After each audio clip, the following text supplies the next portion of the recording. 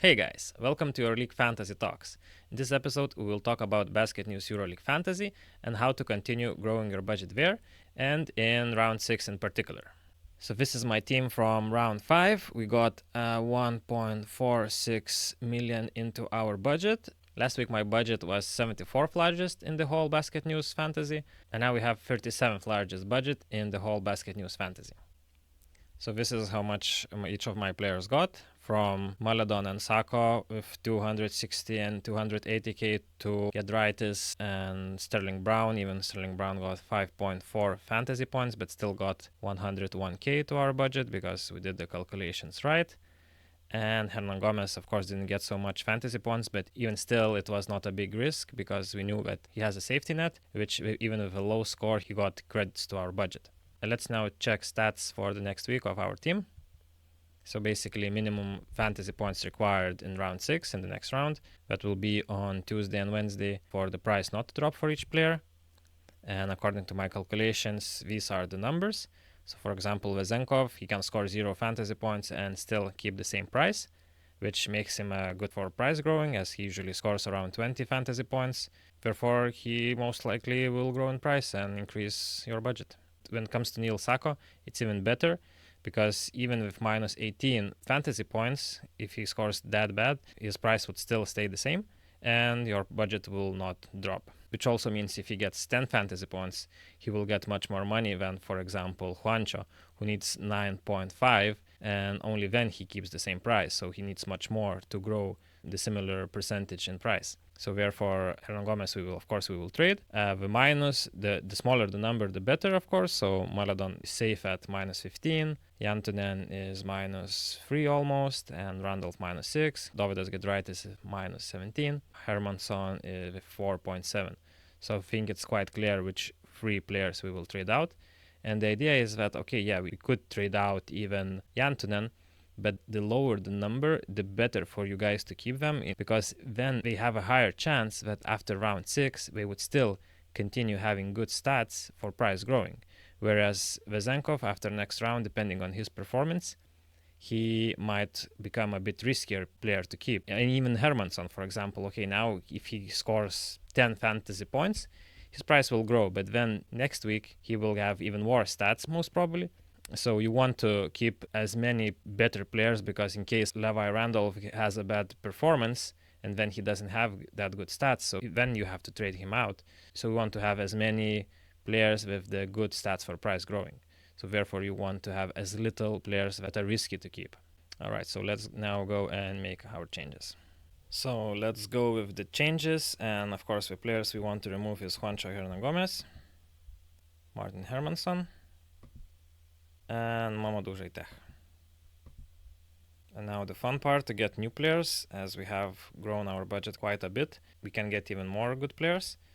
And we will start with a guard this time, and I will get TJ Shorts, as he has very good stats for price growing this next round. Not only that, he will play in Berlin against Alba, which is not the best team in defense, but also he has good stats because of his recent performances compared to his price. Actually, even with minus 10 fantasy points, he would still grow his price. And currently, he is the player with the second largest PIR average, so of course we have to pick him. And for my forward, I will pick another guy from Paris, Tyson Ward. He cost only 823k, but he's one of the best forwards to pick for price growing, as even with minus 7 PIR, he would still not drop in price, and he's one of the core guys together with Shorts and Jantunen. Apparently, we have quite a few Paris guys at the moment. But yeah, he just has good stats, and I definitely recommend for you guys to pick him. And for my center, I will go with Devin Booker. Devin Booker is one of the main guys of this Bayern team, and they will play against Virtus Bologna, who is one of the teams with the worst defense against centers. Also, Booker has good stats that even with minus 10 fantasy points, he would still not drop his price. He is expected to score, I would project 15 PIR or more. Therefore, if you get him, you are guaranteed for a nice price growth. And of course, guys, just a reminder that all these players will have price adjusted only if they get at least 1 second on the court in round 6. If they don't play for injury, coach decision, or any reason, of course, the price is not calculated, so it's not changed. So, of course, if there is an injury and if you want for the price to grow, you have to trade those players out. As it might have become usual now, I will go through the players in each position that are good for price growing in the round 6. So for example, in the centers, Neil Sako is still the best with minus 18. His price would still not drop. And for example, Mohamed Diouf from Virtus, he needs to score at least 0.8 for his price not to drop. If he scores below that number, of course, his price will drop. But he still is quite good pick if you want to pick something that has regular minutes and also doesn't cost too much. Of course, with San Pereira is better because even with 0 PR, his price would still grow. Erkan Osmani, if he plays, he also has good stats. I was choosing between Devin Booker and Jan Wesley. I just picked Booker because he will play against Virtus, simply because of that. A little bit better price growing stats, and he's also cheaper, so depending on your budget, what you prefer. For example, Caruso, if he wouldn't go into court, his price will not change, so be careful with him. Let's go to forwards.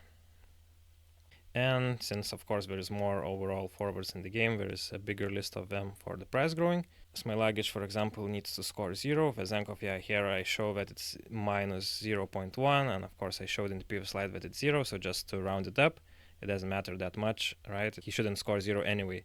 So yeah, other good picks is Mirotic, Colin Malcolm, Jabari Parker, and Elian Jaev from Real Madrid is still a good pick. And in guards, Dovydas Giedraitis, it's still the best for price growing. Theo Maledon, Sterling Brown, Kevin Punter, Carson Edwards, he needs to score even minus 3, so he's one of the riskier picks, of course, but recently he's showing that he's in good shape. If you want to risk Carson Edwards, if he goes minus 3, he still keeps his price actually, so might be worth the risk.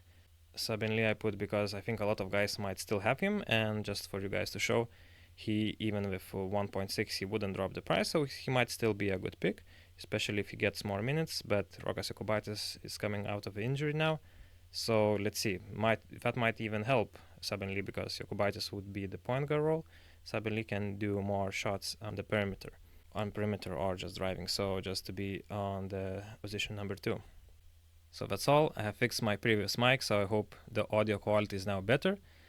Otherwise, for more content on EuroLeague Fantasy, please consider liking the video and subscribing to the channel. Thank you for watching, and see you in the next one.